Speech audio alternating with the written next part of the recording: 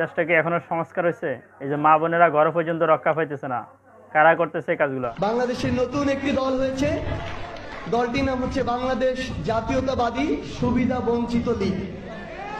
এরা হচ্ছে সেই গিরগিটি, যেই গিরগিটিরা 5ই আগস্টের আগে পর্যন্ত গর্তে লুকিয়েছিল। 5ই আগস্টের পরে তাদের ত্যাগই হচ্ছে সবচেয়ে বড় ত্যাগ। টিয়া দিতে টিয়া দিতে না যদি হাতে শব্দ হয়েছে শব্দ হয় মনে হচ্ছে দুয়ার খুলে গেছে, এটা তো দুয়ারিন খোলা রাই ঘুম যার হয়ে আইয়ে চাহেন দুয়ারিন খোলা রাই ঘুম যায় কিচ্ছু রানো সানি পতাই না আগুন লাগাইছে তুই কি কইতে। শ্বশুর শাশুড়ির সামনে, স্বামীর সামনে একটা মেয়েকে ধর্ষণ করলো, তারপরও তারা কিছু বলতে পারতেছে না। এখন তো আওয়ামী লীগ সরকার ক্ষমতা নাই, শেখ হাসিনা বাংলাদেশে নাই, তাহলে এই কাজগুলা কারা করে? কাদের এত বড় সাহস? বাংলাদেশ কি স্বাধীন এই জন্য হয়েছে?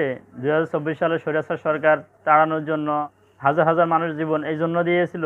ছাত্ররা এই জন্য আন্দোলন করে স্বৈরাচার সরকারকে দেশ থেকে ত্যাগ করছিল?